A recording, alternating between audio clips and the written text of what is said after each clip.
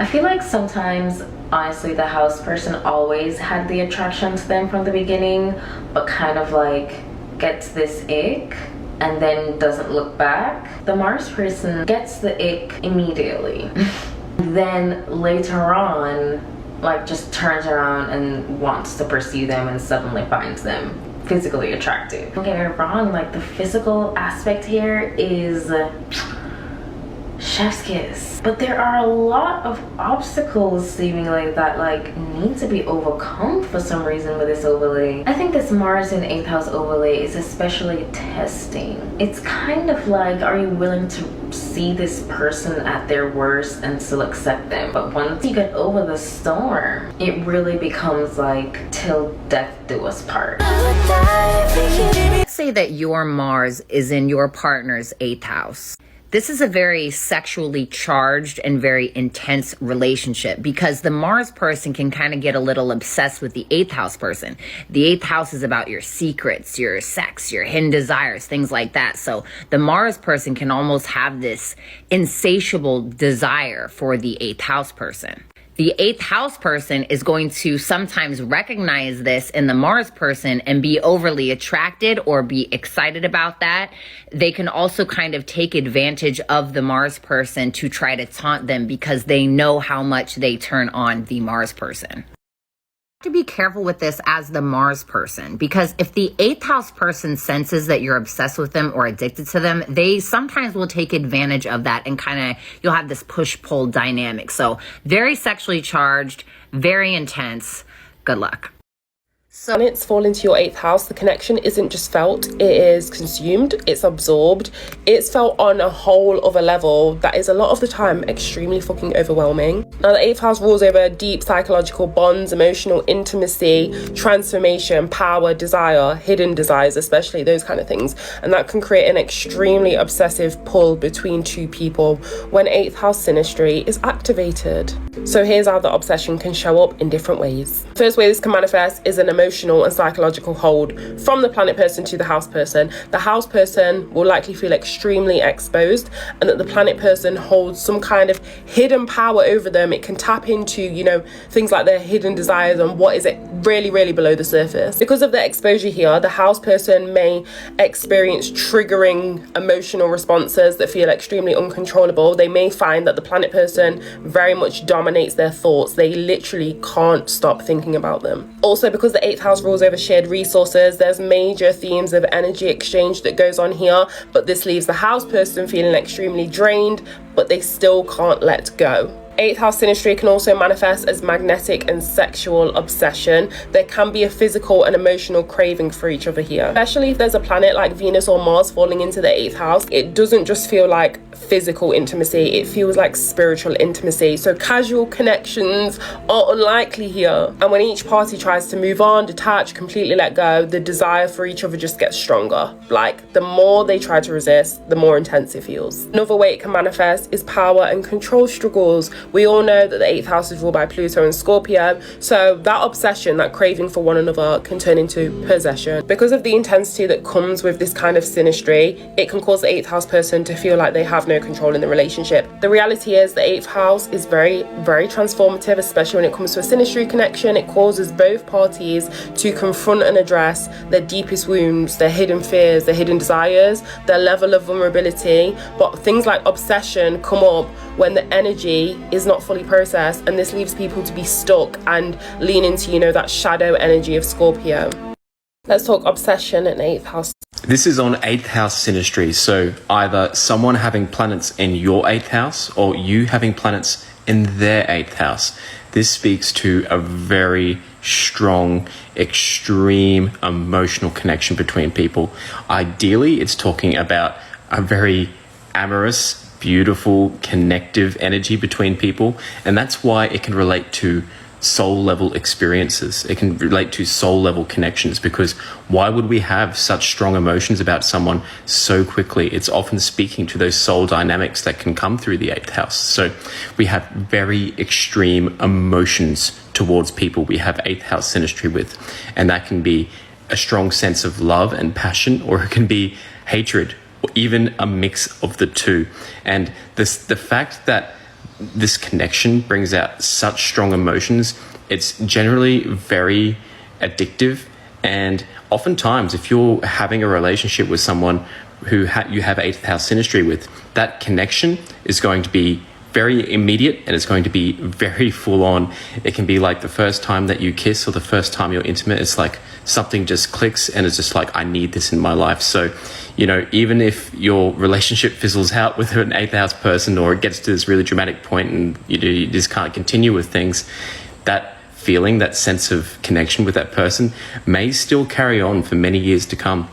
And, you know, this can manifest in many ways. Like, it can be a private connection. It can be like something about your connection is hidden in some way, whether that's because you just are worried about what people are going to think and then you're just like hiding that, or it can be the experience of like it's a taboo. There's something about your relationship that is not allowed. And that's another thing with the 8th house. It's like that intensity of attraction can be so strong that you're willing to kind of break the rules to get those needs met. The 8th house is all about fulfilling our desires, even if that's breaking some kind of moral code or something. So the energy of affairs, you know, that can be the 8th house synastry as well. So it's a lot of different energies in that 8th house. 8th house synastry can just speak to a very deep, even psychic connection. It's like two people who just get each other on an instinctive level. They don't even have to speak to each other. Just a slight eyebrow raise can be totally understood on a deep level. You know, if you have Mercury in your 8th house synastry, this is talking about a real depth of communication between each other. It's like you both just see the world more deeply. You see yourselves more deeply when you actually share and communicate with each other. Venus or Mars in 8th house synastry, that's going to talk to a humongous amount of passion and intimacy between you potentially. Or it could be a sign of abuse in relationships as well. You just got to remember the 8th house, it's very extreme. So we can have very extremely beautiful, deep connections, or we can have like really challenging, abusive situations. And, you know, that's often the case in relationships, isn't it? It's like the people that we're closest to, the people that we have the deepest bonds with, they tend to be also the people that hurt us the most. So that 8th house, it's a very deep place. You're going to see each other on so many levels. You're going to see each other in ways that other people aren't, you know, they don't see that. It's like just between you two. And it's talking about a deep, intimate, private connection. This is on 8th house synastries. ¿Cómo puedes usar tu carta natal para saber si alguien se va a obsesionar contigo o no? La casa directamente responsable con esto es la casa 8, ¿ya? Para esto tienes que observar las sinastrías, porque si una persona activa tu casa 8 o si tú activas la casa 8 de una persona, es muy posible que se dé una obsesión, pero una obsesión que puede llegar incluso a ser destructiva y bastante enferma. ¿Qué se refiere a esto de activar la casa 8? De que tus planetas caigan en la casa 8 de esta persona o que sus planetas caigan en tu casa 8. Eso genera una obsesión bastante fuerte, ¿ya? Incluso la energía sexual tiene mucha influencia. Entonces no solamente vas a ver el signo que está en la cúspide, sino también el otro signo que también tiene algunos grados en la casa 8. En cuestiones de sinastría, el planeta responsable de este tipo de obsesiones tóxicas es Plutón, ¿ya? Plutón es un planeta maléfico, bastante masculino, con una energía transformadora, manipuladora y sexual importante. Cuando este Plutón tiene aspectos, sean armónicos, sean tensionantes, no importa qué tipo de aspecto tenga, algunos planetas personales, que a veces son neutros o son benéficos, se descontrola todo. En realidad, Plutón, cuando hace una conjunción a algún otro planeta de la otra persona, enseguida va generando ese apego absurdo, esa necesidad visceral de tener a la otra persona. Entonces, con la carta natal tú puedes tener conciencia de lo que tú le puedes provocar a otras personas.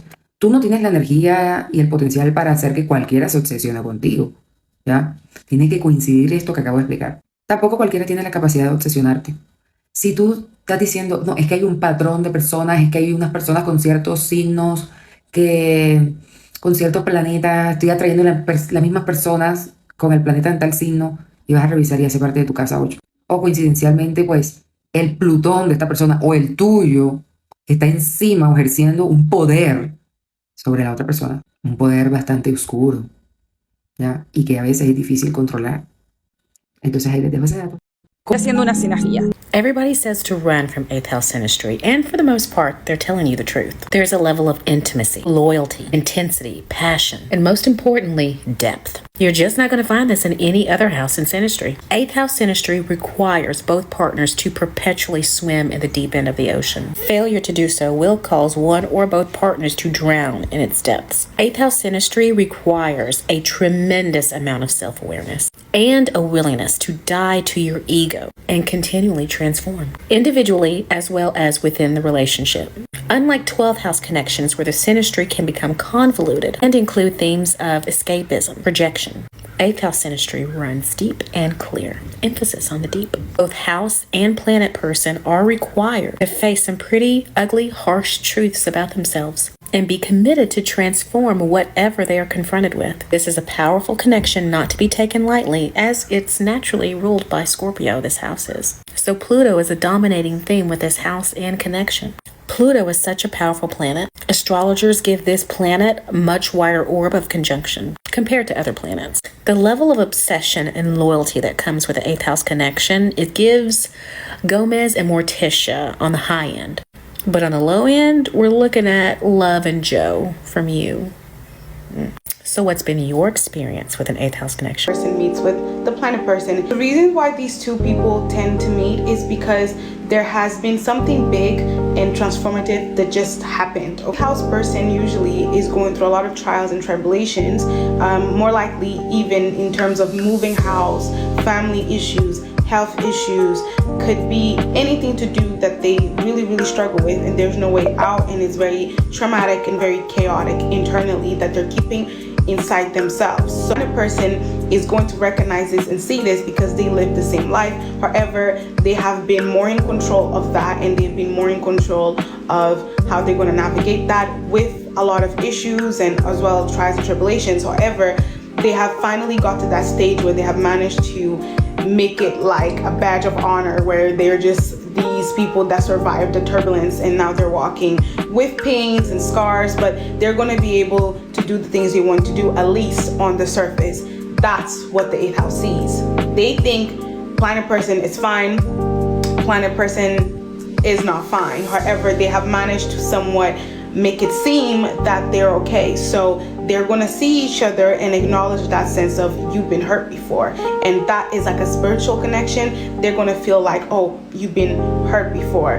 So this is why then they gravitate towards each other, or they start doing this thing that I've noticed when I've done it as a house person or planet person, where you start doing a lot of eye contact and you start observing each other a lot, until the point where one day you will find each other's name, social medias, and next thing you know, you're going to be looking at them and stalking them, because you're generally triggered as an 8th house person, as you can feel some familiarity and some stories that they're saying about their family seem similar to you, and childhood wounds, they seem to be the same. Their mannerisms are the same as yours, so you're going to be interested. The planet person is going to be interested in you because you're very quiet, you seem in the corner, yet you seem wiser than everybody else, or you seem to know more than everybody else. Plus, I feel like you see me. I feel like you know exactly who I am internally, and as I've been wearing a mask every day, however, you seem to catch on. And every time that I feel like I masked, you're watching me as an 8th house person, or I feel like you want to say something to me, but you're keeping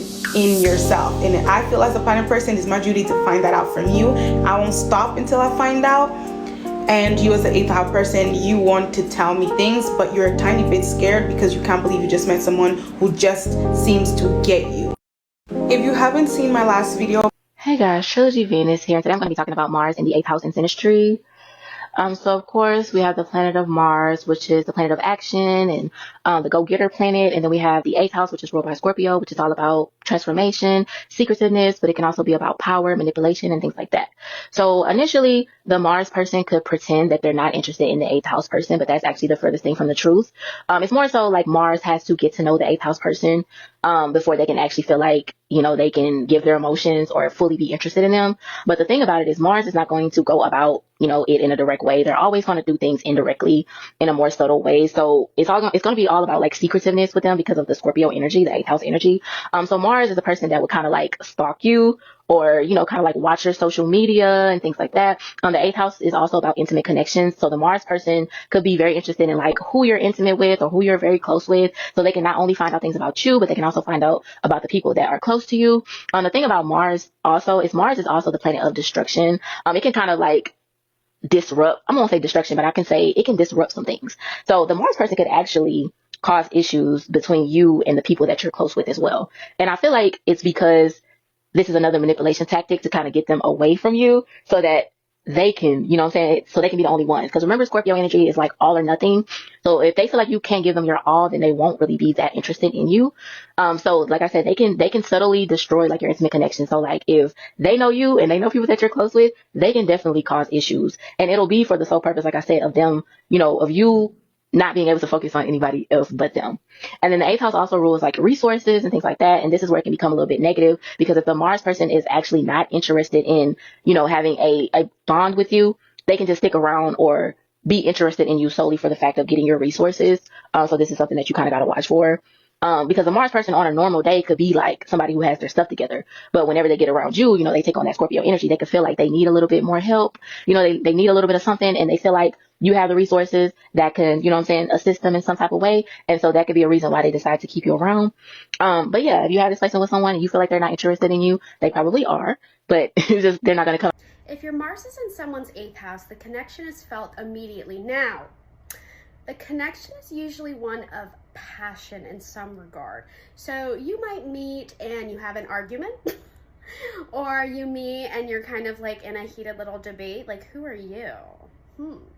But then it just, you know what they say. Well, I don't know what they say. I don't have a fitting quote, but a lot of the times hate, it tends to be sometimes rooted in attraction.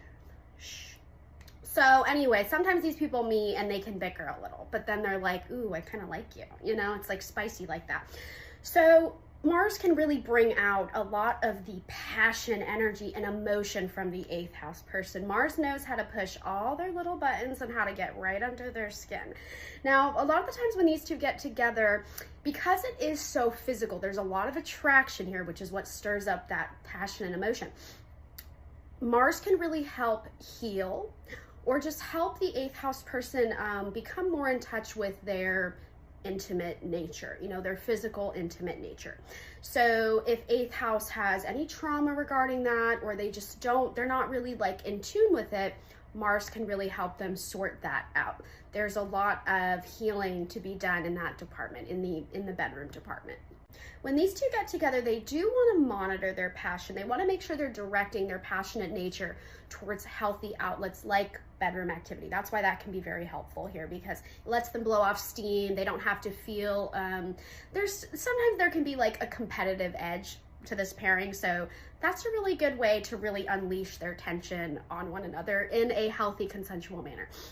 Now, with that, these two want to watch how they talk to one another, how they speak about one another, the things that they engage in, because there can be an inevitable volatile energy here.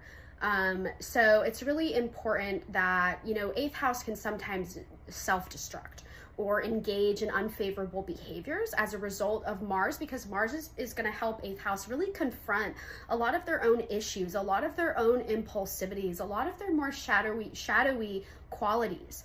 So when this pairing isn't mindful, it can lead to like kind of a self-destructive nature. Now, when it is mindful, this is a very, very defensive, protective pair. They just want to protect the bond that they have together.